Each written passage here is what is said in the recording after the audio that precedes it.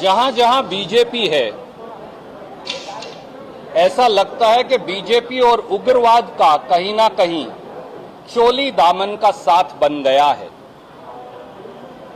याद करिए, हर बार जब देश पर हमला होता है तो बीजेपी की ही सरकार क्यों होती है, ये आम जनमानस सवाल पूछ रहा है।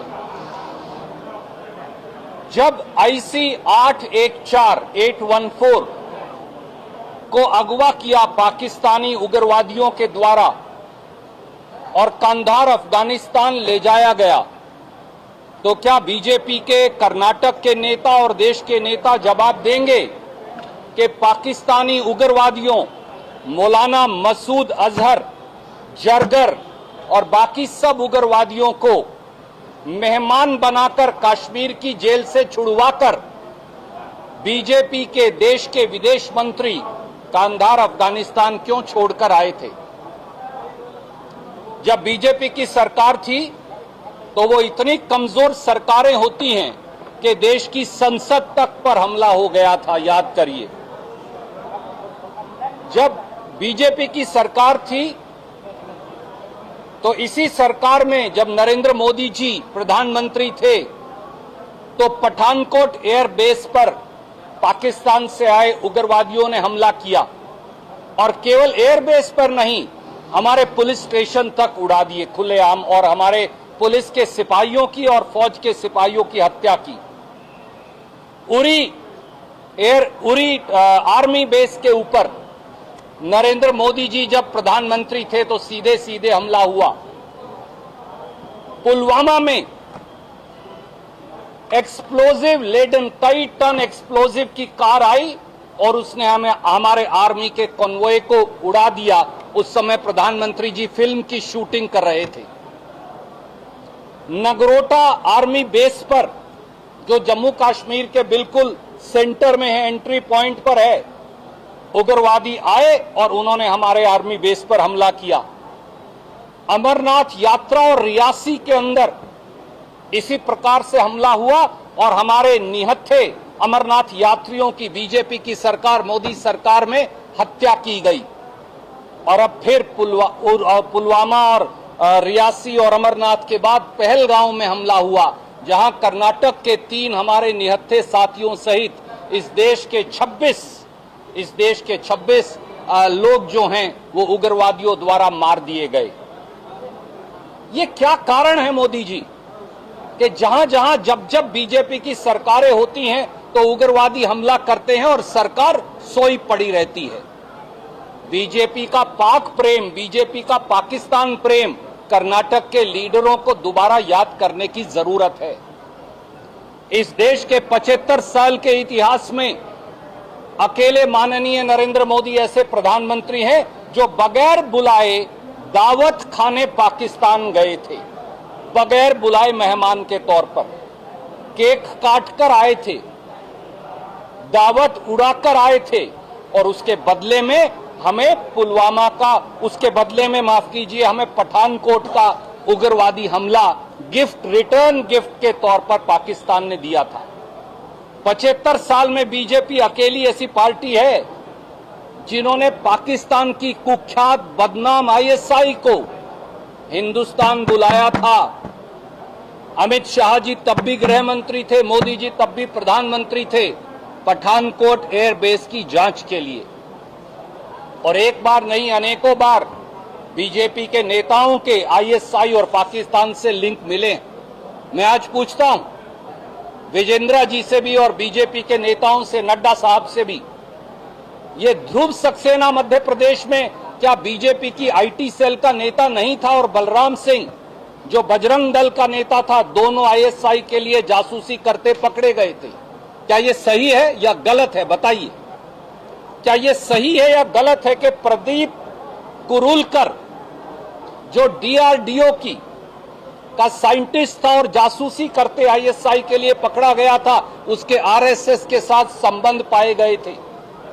क्या यह सही नहीं कि जब बीजेपी की जम्मू कश्मीर में सरकार थी तो उन्होंने आसिफा अंद्राबी को बेटी बचाओ का चेहरा बनाया था और उसी आसिफा अंद्राबी ने पाकिस्तान जाकर मौलाना मसूद अजहर की के साथ बैठकर हिंदुस्तान के खिलाफ जहर उगला था।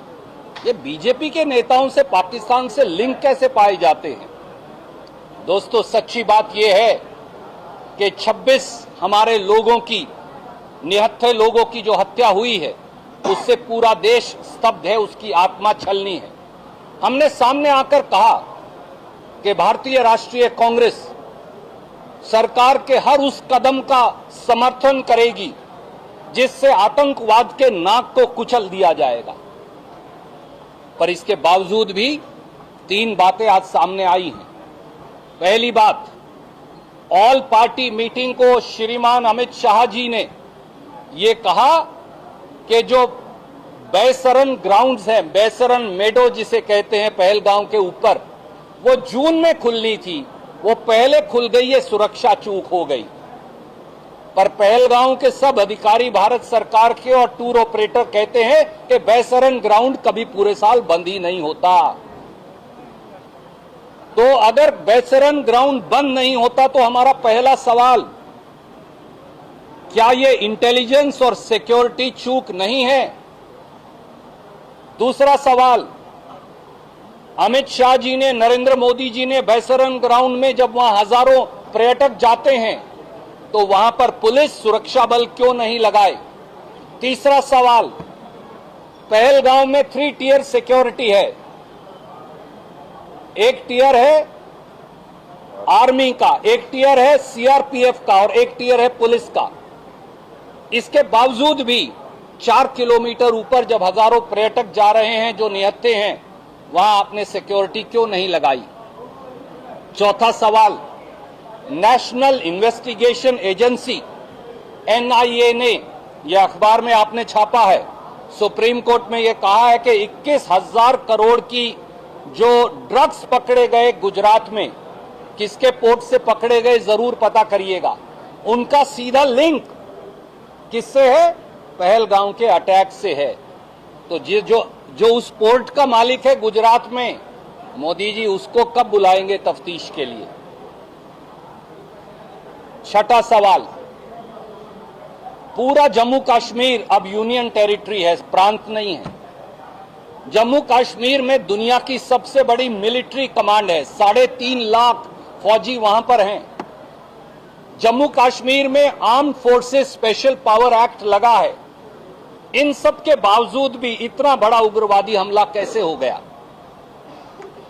अब जब बीजेपी के नेताओं के पास पूरे देश में इन 6 सवालों का कोई जवाब नहीं है, तो वो उल जलूल बातें करने पर उतर आए हैं। हमारा बीजेपी के लोगों से सीधा सवाल है।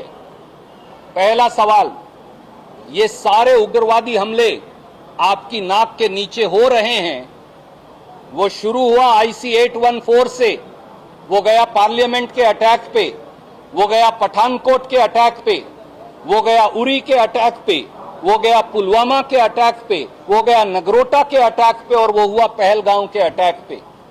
तो बीजेपी की सरकार, उसके प्रधानमंत्री और गृह मंत्री क्या कर रहे हैं? क्या वो इतने कमजोर हैं कि वो जम्मू कश्मीर के अंदर सुरक्षा देने में असफल हैं? और बीजेपी के इन लोगों के जो ISI और पाकिस्तान से लिंक पाए गए हैं, इसके बारे में क्या जवाब है? और बीजेपी का ये जो पाकिस्तान प्रेम है जिसकी मैंने चर्चा की कि आप ISI को भी हिंदुस्तान बुला लेते हैं पठानकोट एयरबेस जांच के लिए और खुद भी बगैर बुलाए मेहमान की तरह चल जाते हैं, इन सवालों का जवाब और सुरक्षा चूक का जवाब देना पड़ेगा। 5 या 6 लोग भेजकर भोंडा प्रदर्शन करके किसी मुख्यमंत्री के खिलाफ 2 नारे लगाकर आप इस बात से पल्ला नहीं झाड़ सकते कि इस देश में सुरक्षा चूक और इंटेलिजेंस फेलियर के लिए बीजेपी की केंद्रीय सरकार जिम्मेवार है और उनके नेता जिम्मेवार हैं। अब हमारे प्रदेश कांग्रेस कमेटी के अध्यक्ष आदरणीय DK शिव कुमार जी आपको कुछ कहेंगे।